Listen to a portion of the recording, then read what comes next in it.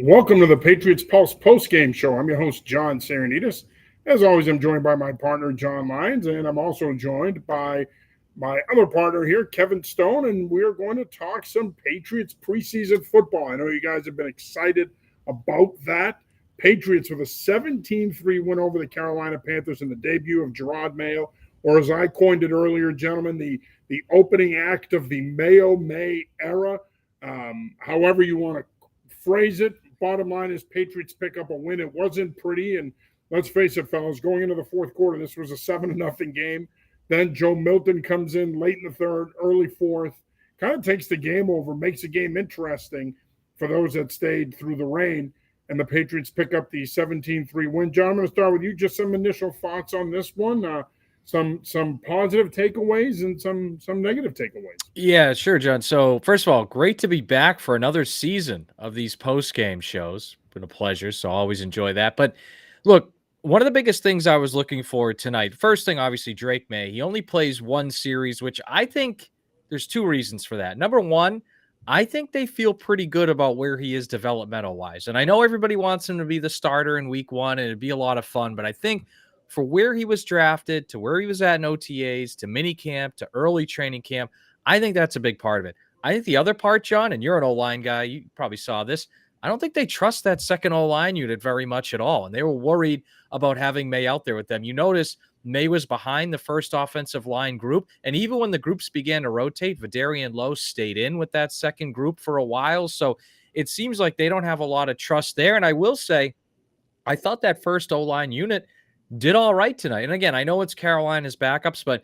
Jacoby Brissett had plenty of time to throw. Ramondre Stevenson's first run popped. I thought Drake May had the time he needed to throw. I actually like Drake May's decisions in this game, but then, of course, there's the operation mistakes, right? 4 offensive penalties in the first quarter. You had Mitchell Wilcox with that borderline catch, no catch late in the first half. Patriots didn't get up fast to the line to run another play. It got challenged. It got overturned. So I thought there was, and defensively, I thought they were great tonight. And I thought offensively, saw some positives there, but there's definitely a lot to work on.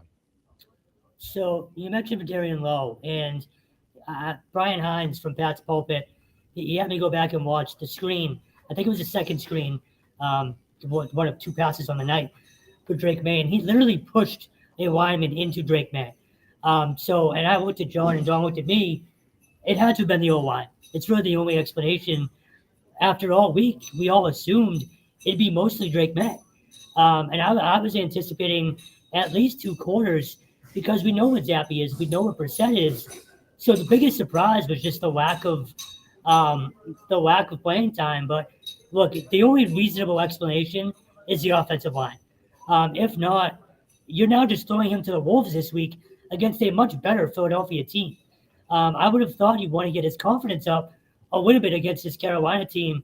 Excuse me. Maybe the weather had a little bit to do with it as well. But look, I was very surprised we saw as much of Bailey Zappi as we did. I'm sure everybody is. But then on the flip side, fans that did stick around, which God bless them, sticking around to the fourth quarter of a preseason game, they got their money's worth with Joe Milton. And the annoying part is, look, Drake May is still the future, but Joe Milton is all we're going to all talk about and hear about until Philly rolls in next week. So very surprising about Drake May and the lack of playing time. But again, as John pointed out to me right away, it's got to be the O-line. But it's hard not to talk about Joe Milton. It was impressive, to say the least. Yeah, well, according to Gerard Mayo, it wasn't the offensive line. This was their plan all along, to only play him one series, that they were comfortable with where he was at in camp, and they felt as a staff to just give him a series. We'll increase his playing time as we go along here. But Mayo said afterwards in his post-game presser that was the plan, that they were only going to play him one series. They played him one series. They went 2 for 3 for 19 yards and a nice job on that screen pass that he threw there to get the first down. But look, at the end of the day, it's the first preseason game, right? And it's really this next Thursday night against Philadelphia under this new preseason format. That's the one that guys play the most. The first and the third, they hardly play, and they are going to be doing, to Stone's point, they are going to be doing joint practices with the Philadelphia Eagles this week. One joint practice on Tuesday. But look, Joe Milton's going to be the story, but at the end of the day, John, you mentioned this 4 offensive penalties in the first quarter. The operation was not good. Bailey Zappi ended up playing 7 series. And John, I thought you made an interesting point before we went live, that you thought that the reason that they might have played Zappi as much as they did is because they wanted someone who's a veteran quarterback, who's not Jacoby Brissett, who could be comfortable with running the offense and run the offense and get them through the game. Now, one of the things I said to Kevin was, part of me also felt like that they may have been showcasing him a little bit. Yeah. Let him play a bunch. Because, look, the fact is, Joe Milton's performance tonight, they're going to have a really tough decision, because we all agree they're going to carry 3 quarterbacks, but they're going to have a really tough decision in terms of what they do with that third quarterback. Joe Milton certainly helped himself tonight. If nothing else, I don't think now you can get him through waivers onto your practice squad. I would think he might get claimed, but part of me felt that maybe they were showcasing Zappi. But John, your point I thought was pretty well said, that this might have also been their way of saying, hey, you know what? He's been here. He knows the personnel. He's smart enough to pick up the system. Let's give him the bulk of the reps, and let's just have him get us through the game. Yeah, my thought on that was, when you look at Zappi and Milton, right? Milton's going to go out there. He's going to do these exciting things. But even that 12-yard scramble he had where it felt like he ran 50 yards total in the field, that's fun. You don't really get a lot of evaluation on the other 10 guys on that play. And I think the reason they stuck with Zappi so long is he could develop a little bit better timing with some of the receivers. He understands NFL protections at a higher level than any rookie would, including Joe Milton. So it just gives them an opportunity to have a better evaluation for those other 10 guys on the field. Even just a little, like, he's more used to handing off to an NFL running back, right? Like little things, but I think it's just that allows them to have a much better, and you notice Bailey Zappi played with different offensive line combinations, different receiver groups, different running backs, different tight ends. So I think that gives credence to, it's not so much about Zappi as it is the other 10 guys. Because even the showcase thing, I kind of disagree with that, because if you really need to showcase, I mean, he played as a starter with NFL players the last month of last season. That's more recent high-end game film, including a couple wins in Pittsburgh and Denver. If I'm an NFL team, I'm probably looking more towards that than I am third stringers tonight. So I think this was. So what I mean by showcases, I think that we're talking about Elliott Wolf here, right? And I think that Elliott Wolf looks at the quarterback position like his father did, that they have infinite value, and that if you can draft one every year, you should. And developing them is important, because you're not just developing them to have your starter and your backup, but you're also developing them to use them as a trade chip. And that's kind of where I was looking at it from. I agree with you wholeheartedly. Obviously, that Pittsburgh game, that Denver game is going to have a lot more value than the 7 series he played out here. Yeah, and I think playing with different receivers, different O-line combinations, it just gives a cleaner evaluation. Because, again, the Milton stuff was exciting. I think, frankly, Milton looked better than Zappi tonight. He's going against fourth stringers, I guess. But it just gives you an easier evaluation, a cleaner evaluation for those other guys. And also, just Zappi's play style, a little closer to May and Brissett than Joe Milton's would be. And I know May can be mobile. I know Brissett can be mobile. But Joe Milton's an athletic freak who can be super mobile all the time, right? Zappi, I think, hems a little closer to those other 2 guys. So, again, what are you evaluating guys for? How are they going to play with Brissett and May? Not so much just how are they going to play with Milton. So I think, to me, that was the biggest part of Zappi getting so much time. I would have liked to have seen another series or 2 from May. I really would have. But I think that's why we saw Zappi get so much time. And just to get off the quarterbacks real quick, 2 other things that stood out to me tonight. Keyshawn Boutte and Jalen Polk both had good nights. Polk has been doing it regularly throughout training camp. I think every single day he's been their number one whenever Pop isn't out there. Keyshawn Boutte, I want him to make this team. I think there's something there. I just don't know if he's going to ultimately kind of win that job over Rager, because Rager can return kicks. And I thought the defense was pretty good. They only gave up, I think, 3 first downs in the first half. And again, I know it's backups and stuff like that, but at least you can hang your hat on the defense having a pretty good night as well.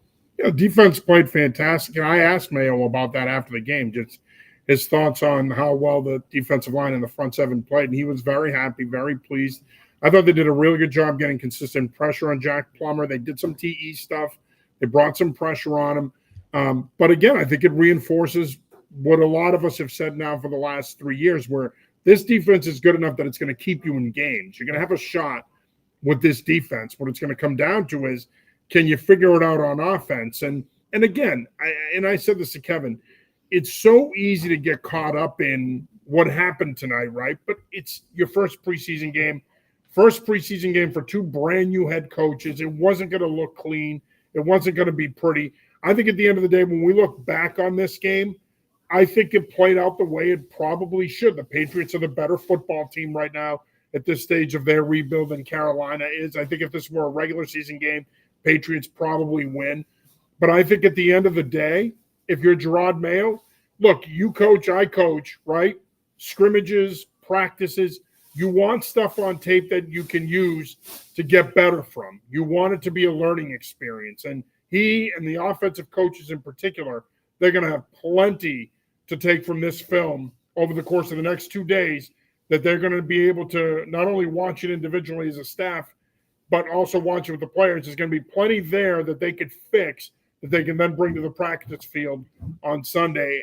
If you're Gerard Mayo, you got to be happy that you won, but you should also be happy in the fact that there's going to be a lot of takeaways from this film, a lot of things that need to be cleaned up and fixed. Yeah, first of all, I thought DeMarcus Covington for his first game as a coordinator had a great night. I mean, it felt like, and again, you're not game planning, you're not scheming, but it felt like he consistently made good calls. He had Carolina off balance. And what was cool for defensively, a lot of depth pieces I thought had good nights. Like Dietrich Wise had that first early sack. Of course, he's a really good player.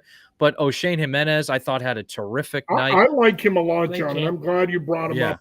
Kevin just said it too. He's had a great camp. And when we think of guys that could make this team, he's a pretty strong candidate to make the final 53 because he can give you situational value as a pass rusher. He can give you depth value. He can play on specials. He's a guy that I think can wear a lot of different hats. And as we know with the Patriots, they love those jacks of all trades. Yeah, and he's just one example, but I thought Sean Wade had a pretty good night. I mean, some of these other guys thought a lot of guys, depth pieces again, had good nights. I think that's a credit to Farm said probably the best night of any defender. Sure. And I think that's a credit to not just Covington, but a lot of the assistant coaches, which, by the way, guys they kept around from last year, whether it was Brian Belichick, Mike Pellegrino, a lot of those guys ready to play. And to your point, Sean, offensively, go back to the first drive of the third quarter. Patriots have a first down throw, penalty negates it. Then they have a missed block by a pulling guard. Then they complete a screen for 8 yards, but it probably could have gone for 15 or 20, but the blocking just wasn't quite where it needed to be. Then it's 3rd and 2, and they really call a play with mostly deeper routes on it, which I didn't love the play call there. And then Zappe gets the ball out to Booty. Booty probably should have caught it and didn't. It's that's a 4 or 5 things right in a row, which, again, to your point, you can fix or at least start to fix a lot of those things by the time you have that joint practice on Tuesday. And I think that's the test for this coaching staff because there's going to be things like that with a new coordinator, new pieces, a lot of young pieces. You can't afford to make those mistakes. I mean, no team should make those mistakes, but the Patriots aren't talented enough where they can have a penalty negating a first down, a pulling guard misses a block, and then be okay. That's going to end up in a punt in a regular season game. So I think, again, to your point, those are some things they can work on between now and that joint practice, and then, of course, that preseason game next Thursday. John, just to your point, I want to ask both of you, the delay game penalties, is that coaching or is that quarterback? No, it's boboth. Combination. Yeah, because you got to get the play in this faster. Time of year, I think it's coaching, though. Yeah, because I think there's, 3 of them? 2 of them at least. Yeah, and then there was a couple false starts mixed in there as well in the first quarter. There was the whole – and even – the intentional grounding on Zappe, I can't put that 100% on him, but he did look back in time to see that the receiver had fallen. Again, another mistake. Receiver falls down on a route. I know it's a slippery night, but it's just, again, these little things add up, whereas their defense is not really making those mistakes. I know their coaches might disagree with us, but they're not making a lot of those mistakes. And offensively, I mean, I don't know about you guys. I'm not shocked they're making these mistakes. What I want to see is between now and Tuesday, now and next Thursday, how many of these mistakes can get improved upon? Yeah, and I think when you look at schematically too, it's kind of refreshing to see them doing some under center drop back passes. It's something that's kind of lost in the game today. But remember, this is a pure West Coast offense. I mean, Van Pelt comes from the Mike McCarthy, Kevin Stefanski tree. Stefanski comes from the Brad Childress tree. Brad Childress comes from the Andy Reid tree. So It was nice to see them throw the ball in straight drop back from under center tonight. The system is good. They ran a lot of outside zone, a lot of weak side, inside zone. They did a lot of things that are staples of the offense. Again, it was all vanilla. They didn't do much. There was no real – they hardly motioned. They did some Zin stuff, but they didn't really bring guys across the formation. They didn't move tight ends. There'll be a lot more of that when we get into the regular season with this offense. I thought that AVP called a nice game, especially when May was in there. I thought he called a nice little series for him to take some pressure off of him. But I think at the end of the day, like I said, there's a lot there now that as a staff in general, but as an offensive staff, you can certainly take a lot from this one. You are watching the Patriots Pulse post-game show. I'm your host, John Serenitas. As always, I'm joined by my partner, John Lyons. Kevin Stone joins us tonight. Feel free to join the conversation. Of course, you can watch the show live on X, Facebook, Twitch, and also on our YouTube channel. If you have any questions, you can just jump in on the chat feature. We'd love to hear from you. You mentioned the defense. Obviously, front seven had a really good night. Secondary, I thought had a pretty good night as well. Were you surprised? Were you guys both surprised at how much the starters played? I mean, here we are talking about how this game has been devalued by coaches around the league. The first preseason game. Were you surprised that some of the starters played as much as they did? It's funny. It almost felt like the two sides of the ball had two different conversations where some of the defensive guys played a little bit longer than I thought, but then Brissett and May played a little bit less than I thought, because sometimes in the past it's, hey, the starters are going to play one series on both sides of the ball and that's that, or two series. This, it felt a little bit more fluid. And I think it was, necessary. Your defense is kind of all set. Like, I don't think you need to go too deep in the game with your defense unless it's a conditioning thing. And maybe they will against Philly because it's the second one. I think it's your offense that needs more work, but you got to be careful because you don't have a lot of depth on your offense, especially that offensive line. So it's that kind of catch-22 where that first O-line unit needs work and they need work with Brissett and May. But how do you feel if one of those guys goes down, or God forbid more than one, right? So it's that catch-22 where I wouldn't be shocked if we go into the Philly game and maybe Brissett gets 2, May gets 2, and that's kind of it. Like tonight was 1-1, next week 2-2, and maybe it feels like they're being a little extra cautious with some of their depth on offense. I was not surprised, and I go back to specifically the last 2 years, the preseason. They've treated it like it doesn't mean anything. And I think tonight, if you're Mayo, you want that true game day experience, even if guys aren't playing that long, which, again, the defense did play a little bit longer than I would have expected. But I think it's just a matter of treating it like it does matter. Like it's been dismissed so easily by so many teams in the NFL recently. I think you need to treat this first one a little bit more seriously like they did. I'm in the camp of treating the second one like that real one, like, 3 quarters for starters, and then that third one, you kind of let everybody rest. We'll see what they do, but I'm not surprised just because, again, I feel like they've really just sort of dismissed it the last few years, and you can't do that with a brand new team, for lack of a better term. Yeah, and I think that, to go back to the point that you made, John, about the offensive line and how much the quarterbacks are going to play next week. The offensive line, I don't want to get ahead of myself here. I don't want to be dramatic, but I think we're going down this same road again for the third straight year in a row where the offensive line could potentially be an issue. You got David Andrews. He's the anchor. You know what you're going to get out of him. You got Mike Onwenu, one of the best offensive linemen in the league. But outside of that, you have Chuck Okorafor. You have Chuck Okorafor playing on the right side now, who, again, I mean, he was brutal tonight. You signed him as a free agent, and, he's gotten dinged up the last couple of practices. You draft Caden Wallace. You hope that he develops and can play for you in one of those spots. City So, big, long, rangy, can play left guard for you, but they've got to find the right combination here. Now, one of the things that I think you're going to see the Patriots do that a lot of teams are starting to embrace is cross-training guys. It's a big West Coast offense thing, and it's also a big Green Bay Packers thing, and Wolf is bringing a lot of that institutional knowledge from there. So naturally, a guy like Caden Wallace could play both guard spots, both tackle spots. But again, I don't want to jump the gun here, but it appears like the offensive line may end up being an issue for them again. And look, Mayo said tonight that the plan was to only play May one series. I'm going to take him at his word. But, to Kevin's point about Vidarian Lowe on the screen, like at some point, you also have to look at this as a staff and say, man, how are we going to fix this? Now, you've got 3 very good offensive line coaches in the building. So I think if there is one area that you've improved in is that area, I think, and that's not a knock on Adrian Clem. I just don't think it worked here last year. I do think Clem is a good line coach. 2 years ago, you had Patricia and Billy Yates. But the reality is you do have a good core of offensive line coaches in the building. Those guys are going to have to get to work here. You got to find the right combination because that could once again rear its ugly head and be your biggest issue.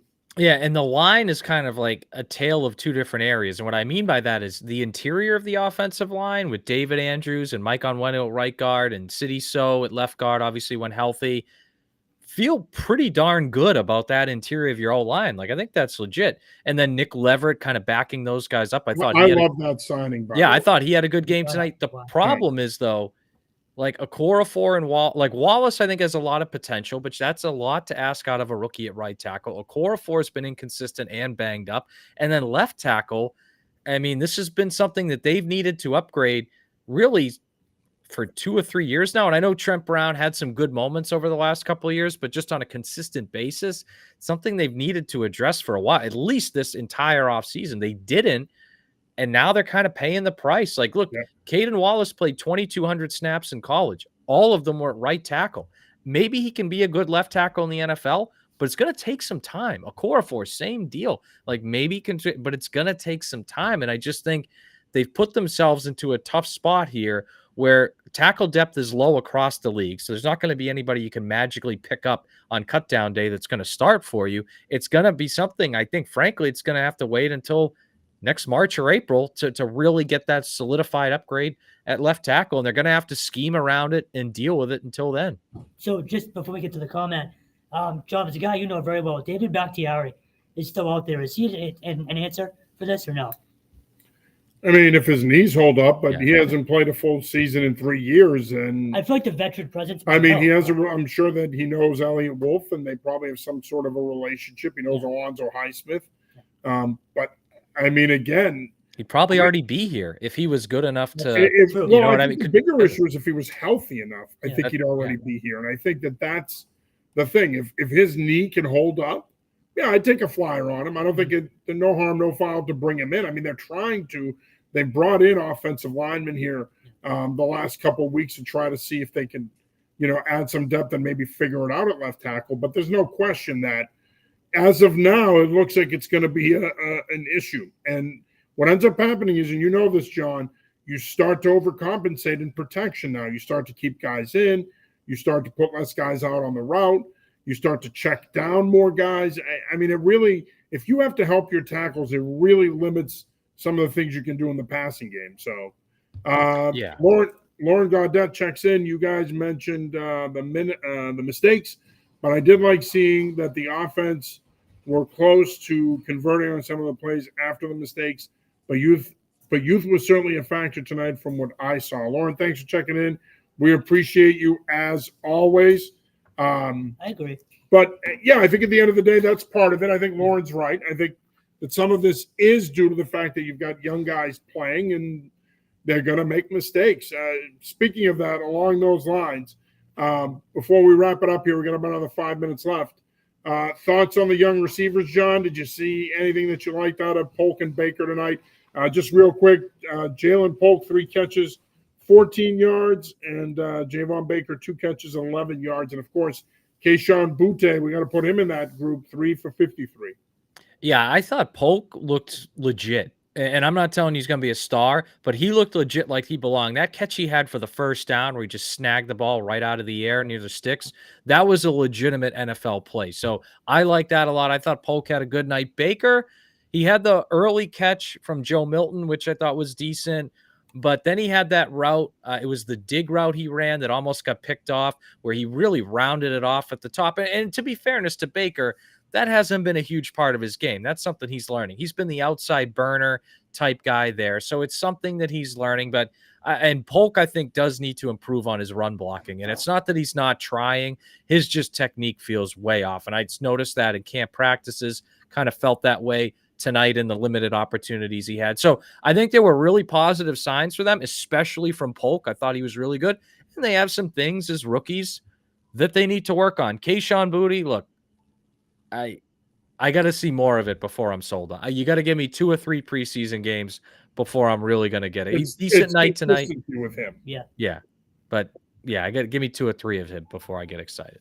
Yeah, I mean, I've been high on Polk pretty much all of camp.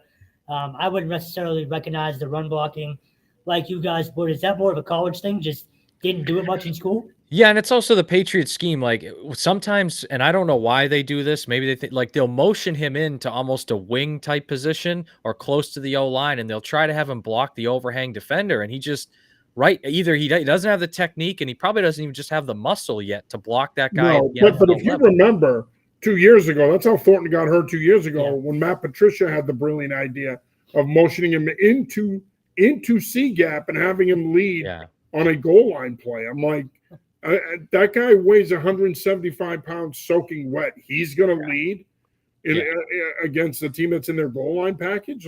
And I think the good news with something like that with Polk is it's not an effort thing, and it's something he can correct. So like, I'm not sitting here like, oh no, he's never going to be able to run by. Like, I would be shocked if by the end of the camp, he's at least serviceable. And then maybe within a few years, he's pretty darn good at it because the effort's there. Just a matter of, shoring up that technique, adding a little bit of strength. Yeah, and I think you're going to see that. You see that in the NFL every week now anyway. I mean, receivers are being used in that short motion as wings, leading on blocks, blocking back. Like, they're used a lot more in that way than they used to be. Yeah, overall, I'm higher on this receiver group than most. Pop Douglas is going to change a lot of things when he's out there. He's going to give other guys more space. Juju, I'm all set with. Like, I'm done. But for Jalen Polk, Javon Baker, I hope Boutte makes his team. I think there's something there. You guys talk about the lack of consistency. Obviously, that's a huge issue. But I think this group is better than people think. Now, they obviously didn't think so because they were trying to get Brandon Ayuk. But in the long run, I do think this group is better. And it's going to be better than people are giving them credit for. Yeah, Stone hopes that Mayo makes a Boutte call. And, sure as heck will be better than last year receiver group. I'll tell you that. It'll be better. Oh, but yeah. So, no, but I think I agree. But he did bring up a great point about Smith-Schuster. Yeah, I think he's done. I just don't see it. Like, he's running with the threes and all that. I don't. And it's like Jalen Reagor's a guy because he's going to be in your receiver room, but you're going to have him primarily for special teams. So, and you're definitely going to want to keep Polk. I think you're probably going to want to keep Baker. You have Bourne, you have Douglas. Like, KJ Osborne's a guy you're probably going to keep. Like, all of a sudden, the spots are kind of gone, So, and they're probably only going to carry 6, which is probably all they should carry. All right, final thoughts here real quick before we wrap it up. Yeah, so look, final thoughts for me. I thought it was a great night for the defense. The offense, I thought it was largely subpar, but with some good moments, which is to be expected. Gerard Mayo's first game as head coach, Van Pelt's first game. I get it. What I want to see now is the things they made mistakes on or messed up with tonight. How do those things look on Tuesday? And how do they look next Thursday? Because, again, new head coach, a lot of new guys. Can they improve together? Or we're going to be talking about some of these same things next Thursday night? Yeah, with it. For me, it's about this week now. They're practicing Sunday, so I'm curious to see what that looks like before Philly rolls in. But pretty much what you expect for a first preseason game. John, I don't know if you're on the airwaves tomorrow, but I will be. It will be nothing but Joe Milton talk. I'm sure I'm going to get a couple start Milton calls. The other day I got a trade for Ayuk and have Brady unretire calls. So it's been good in Patriot fan land over the last week. Even I haven't gone that far, but don't tempt me with a good time.